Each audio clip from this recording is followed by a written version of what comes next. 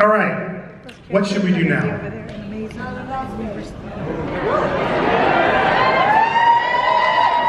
Do you want to hear a Hollywood ghost story? Do you want to hear an old Hollywood ghost story? Okay.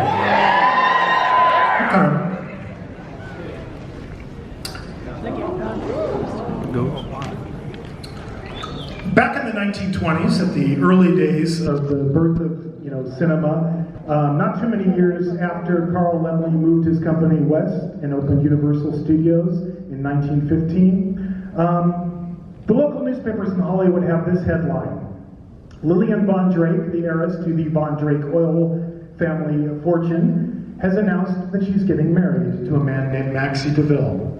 Now, Maxie DeVille is what you would have called back in the 1920s a drugstore cowboy. What that means is it's a guy who dresses up like all fancy clothes and hangs out in front of drugstores in order to pick up women. In this case, he met Lillian, he swept her off her feet, she falls head over heels in love with him, and they get married, much to the chagrin of her mother, Mildred Von Horn, who is the widow who has the entire oil fortune. Because no sooner do they get married, Maxie starts to work on a luxury hotel. It's up in the Hollywood Hills. It's just directly below the famous Hollywood Land real estate development sign. But he spends all of this money, millions of dollars, building this beautiful luxury hotel and starts hobnobbing with the rich and famous of Hollywood. And then, only a few months after that, tragedy strikes. A pair of sisters, Dottie and Dolly Klampendorf, are found dead on the premises. Dottie, the maid, is found swinging by her neck in the elevator. Dolly, the cook, is found with her head in the oven, an apparent double suicide. But then more stuff happens. Strange accidents that can't be explained, suicides, until the Hollywood press starts labeling Maxie's hotel a hotel of horrors. And then, tragedy strikes again. Mildred Van Horn, the mother-in-law, is found dead in her bathtub, electrocuted when a radio accidentally falls into it. And then tragedy strikes again. Lillian DeVille, formerly Van Horn, dies in a freak fire in her bedroom. Now, during the fire, Maxie rushes to her side in an act of bravery, tries to put out the flames. He's badly burned, but he survives. And then the police start getting suspicious. They begin to suspect that Maxie DeVille is behind all of these murders. There is a long trial, and after several months, the jury returns a verdict of guilty, and Maxie gets sentenced to death. Now there's appeals, and that goes on for years and years and years, but finally, in San Quentin, as they're closing the gas chamber door and the gas fumes are coming up to his face, he laughs and cries out, "I'll be back."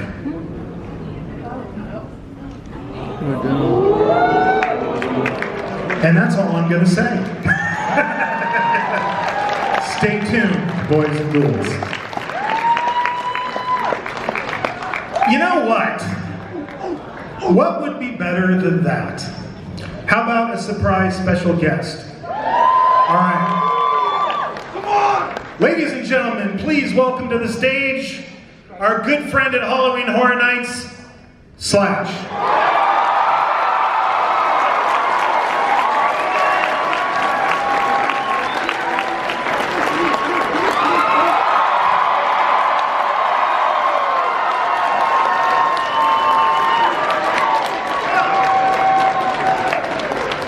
Have a seat. Hey.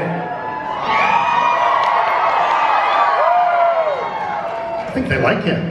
You're pretty good. Yeah. Well, I was thinking about this. Slash texted me and he was offered to come down and hang out with us today, which I thought was super, super cool and very nice. And I was thinking about it and I was like, you're very quickly becoming probably the person we've probably collaborated with the most in the history of Halloween Horror Nights. You think? Yeah, it's we've done a lot of these now.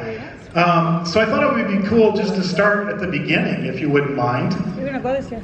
In 2014, do you remember, I'll even back up from there, do you remember the first time you came to Horror Nights? I remember it like it was yesterday. It was the Black Sabbath maze was. Yeah. And I think that's the first time you and I met. And It was. I was so blown away by this maze, and had the best time. And I was very vocal about it. You know, probably more animated than you'd usually see me. Anyway, and so I was hooked on Halloween Horror Nights from that moment on. And I remember that night when we came out of that maze, you said, I'd like to do this. How can we do something together? And so I was like, okay, let me think about that. And then a year later, I sent you the treatment for Clowns 3D. Which was super exciting, because I offered to get involved, but I mean, in what capacity, I didn't know. And he called me up and he goes, yeah, I got this original maze that we're doing. And would you be interested in doing the music? It's this psycho clown thing. And I wrote something in my mind that second. You wrote it like right away, didn't you? Yeah. Literally, when you told me that, I had a melody in my head. And that's basically what this is based on. Cool. Well, I brought a lot of goodies today. We have a lot of ground to cover. So I'm going to play a little sample from this. I think we brought the track of the whole maze, so forgive me, I might have to cut it off a little bit early, but we're going to go back down memory lane and revisit some of the things Slash done with us in the past, and we're going to share some of the things Slash is doing with us in the future. So here's a little bit of Clowns 3D.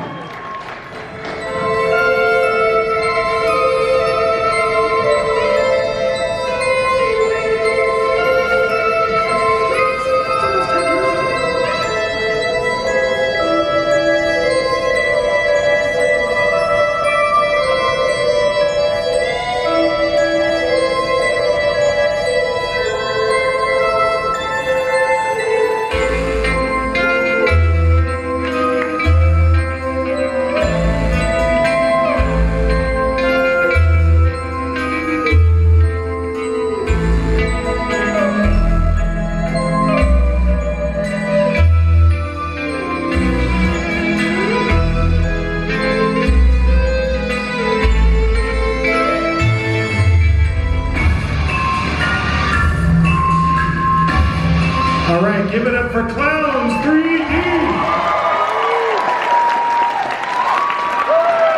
All right. Then a little bit of time went past, about 4 years, and we found out that we were going to be bringing the Universal Monsters to Halloween Horror Nights. And you're the first person I called right after that. Do you remember, what was your reaction when I made that call? Well, it was out of the blue, so I was like, really, really surprised. And you told me what the concept was, and it was just super exciting because, I'm an old school fan of the Universal Monsters. And to get the phone call, hey, do you want to try, because he was really, really polite about it, like seeing if maybe I was busy or whatever it was. He goes, would you be Well, interested? you're in a pretty big band, But I mean, all things considered, I would find time. And so he told me what the concept was, and I was just super ecstatic to get involved with it. And it was a lot of fun to do. And the artwork was amazing. It was very inspiring, so it was easy to come up with a melody that I thought would work for it. Of all the Universal Monsters, do you have a favorite? I'd have to say I'm pretty partial to Frankenstein. The tragic, so it would be Frankenstein, then Dracula, then the werewolf, and then the mummy. The Mummy, always. We're going to talk about the Mummy. Don't worry, the Mummy is getting his due. Speaking of Frankenstein, here's a little sample from Universal Monsters 2018. We Belong Dead.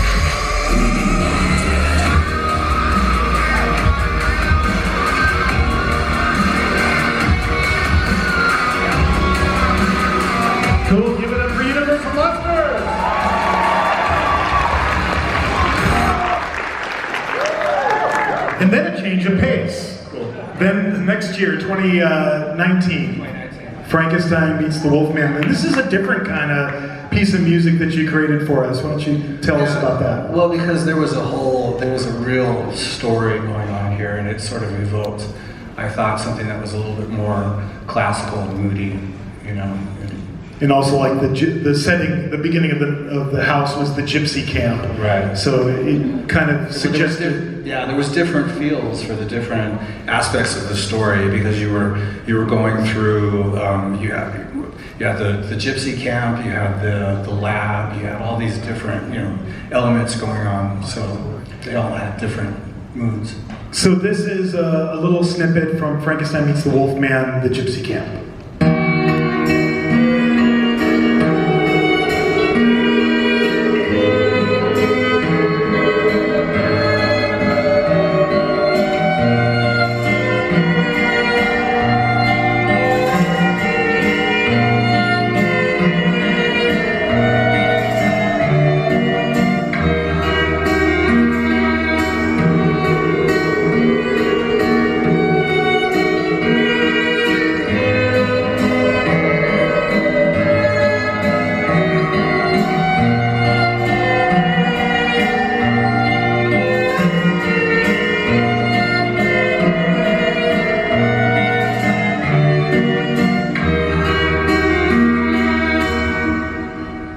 Cool, Frankenstein Meets the Wolfman.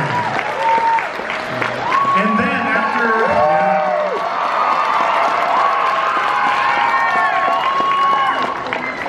I take it you guys like The Bride of Frankenstein Lives, huh?